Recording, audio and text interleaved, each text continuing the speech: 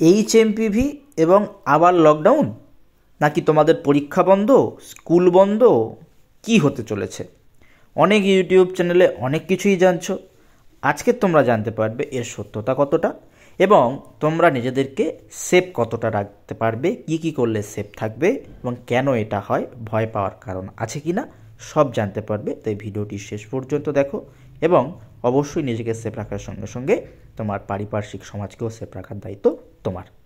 তো Indian council of medical research তাদের যেটা রুটিন সার্ভেলেন্স হয় তার মাধ্যমে দুটো কেস কিন্তু আমাদের ভারতবর্ষে খুঁজে পাওয়া গেছে, যেটা কর্ণাটকে দুটো বাচ্চার মধ্যে খুঁজে পাওয়া গেছে HMPV, যাদের আবার ব্রঙ্কোনিউমোনিয়ার একটা হিস্ট্রি আছে। সেই হিস্ট্রি নিয়ে তারা কিন্তু হসপিটালে ভর্তি হয়েছিল। এটাই কিন্তু ফার্স্ট কেস চায়নাতে, এই কেসটা সার্চ হওয়ার পর।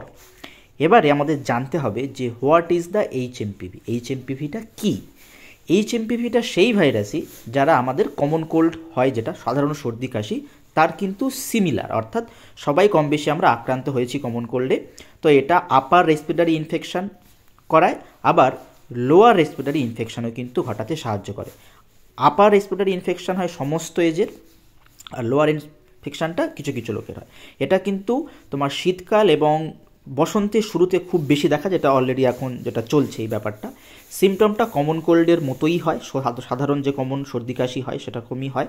আর কিছুজন খুব বাজেভাবে আক্রান্ত হতে পারে, যেমন সর্দি কাশি, nasal congestion, sore throat, shortness of breath. এগুলো কাদের মধ্যে বেশি দেখা যাচ্ছে? এটা চিলড্রেনদের মধ্যে, যাদের বয়স 65-র উপরে বা যাদের ব্রিদিং প্রবলেম আছে, যাদের ইমিউনি সিস্টেম খুব দুর্বল, তারা কিন্তু সিভিয়ার সিমটমে বা সিভিয়ারভাবে একটাতে আক্রান্ত হচ্ছে। এবং এখানে আমরা দেখতে পাচ্ছি যদি এটা সিভিয়ার হয় তাহলে সেটা ব্রঙ্কাইটিস হতে পারে অথবা নিউমোনিয়া হতে পারে, যেটা লোয়ার রেসপিরেটরি ইনফেকশন বা আপার রেসপিরেটরি ইনফেকশনের সময় আমরা দেখতে পাই। এটা কি করে ছড়ায়? এটা ছড়ায় কী করে দেখো, ডিরেক্ট যদি তুমি কন্ট্যাক্টে আসো কারোর সঙ্গে যার এটা আক্রান্ত, বা সেই ভাইরাসের কেউ যদি টাচ করে আসে, কন্টামিনেটেড হয়, তাহলে কিন্তু তুমি আক্রান্ত হতে পারো। তাহলে সেই আক্রান্তটা হবে কি করে ইনফেক্টেড পার্সনের কাছ থেকে? কাফিং অ্যান্ড স্নিজিংয়ের মাধ্যমে তুমি ইনফেক্টেড হবে। তুমি যদি ক্লোজ পার্সোনাল কন্ট্যাক্ট করো তুমি ইনফেক্টেড হবে। তাহলে এগুলো আমাদের অ্যাভয়েড করতে হবে।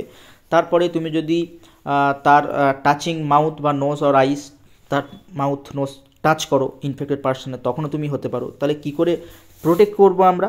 দেখো, আমরা করোনার সময় কিন্তু প্রত্যেকে এগুলো করেছি, যেমন হাত ধুইতে হবে বারবার, তারপরে বিনা হাত ধুয়ে তুমি তোমার চোখ, নাক বা মুখে হাত দেবে না, এটা তোমাকে অ্যাভয়েড করতে হবে। বা ইনফেক্টেড পার্সনের কাছাকাছি তুমি যেতে পারবে না। তোমার যদি সর্দি কাশি হয় তাহলে তোমার উচিত তুমি কভার করে রাখো তোমার নাক মুখকে, বারবার হাত ধো, হ্যান্ড ওয়াশের ব্যবহার করে। এগুলো আমরা কিন্তু করোনার সময় করেছি, তাই খুব একটা অসুবিধা আমাদের হবে না। এবং তুমি বাসনপত্র শেয়ার করা বন্ধ করো, এবং যদি তুমি অসুস্থ হও বাড়িতেই থাকার চেষ্টা করো। এই ইনফেকশানটা ডিটেক্টেড হয় কি করে?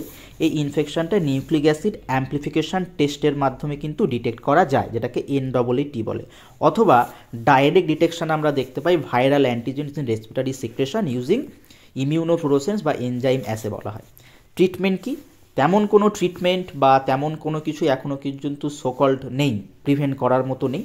আমাদের কি করতে হবে? করোনার সময় আমরা যেগুলো করতাম সেগুলো আমাদের করতে হবে, এবং এছাড়া আমাদের বাড়িতে থাকতে হবে। যদি আমাদের সিমটম দেখা যায় আমাদের কিন্তু বাড়িতে থাকা উচিত। তাহলে আমরা যেটা বুঝলাম সেটা হলো, এখন এটা নিয়ে বেশি ক্যাওয়াজ বা প্যানিক করার তেমন কিছুই হয়নি। আমরা নিজেদেরকে সেভ রাখতে পারি, তার সাথে আমাদের সমাজকে সেভ রাখতে পারি। করোনায় যেগুলো আমরা করতাম, সোশ্যাল ডিস্ট্যান্স মেনটেন, হাত ধোয়া বা তোমার বাড়িতে থাকা, সেগুলোই করতে পারি। যদি আমরা অসুস্থ হই তো বাড়িতে থাকাই উচিত। তো এই পার্টিকুলার যে সেশনটা, এই সিজনে কিন্তু সিজন চেঞ্জে আমরা যে রোগে আক্রান্ত হই বা যে সিমটম আমাদের হয় সেই সিমটম কিন্তু এই HMPVতে দেখা যায়। তাই বলবো, যেমন তোমরা পড়াশোনা করছো পড়াশোনা করো, তার সাথে সাথে তুমি এবং তোমার পারিপার্শ্বিক লোককে সচেতন করো HMPV থেকে বাঁচার জন্য।